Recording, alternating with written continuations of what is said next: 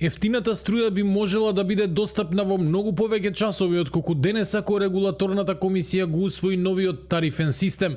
Сдруженијето на инженери на Македонија подсетува дека уште во февруари предложиле периодите на ефтина тарифа да се усогласат со реалните движења на берзите, каде во одредени часови од денот цената на струјата е значително пониска. Велат дека последните изјави на претседателот на регулаторната комисија Ацо Ристов покажуваат дека и самата институција сега ја признава истата состојба.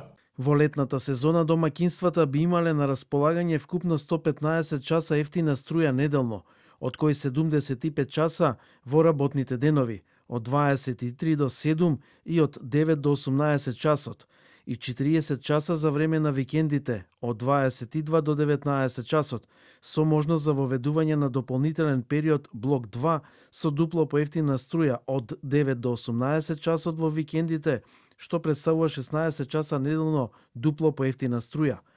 Во зимската сезона пак би биле обезбедени 101 час ефтина струја неделно, од кои 65 часа во работните денови, од 22 до 7 и од 10 до 16 часот, и 36 часа во викендите, од 21 до 16 часот. Ако, како што деновиве соопшти првиот човек на регулатор Ацо Ристов, од 11 до 15 часот има вишоци на електрична енергија и ниски берзански цени, а истото важи и за викендите.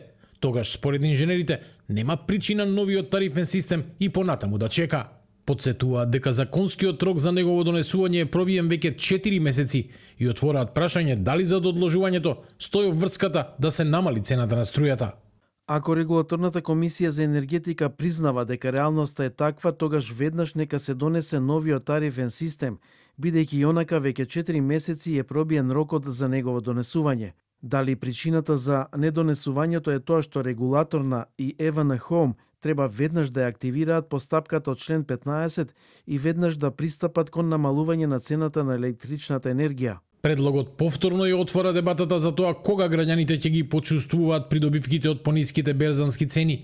Само пред 2 дена регулаторната комисија најави дека размислува за сезонско тарифирање и за проширување на ефтината тарифа во периодите кога има вишоци на електрична енергија со цел да се намалат сметките.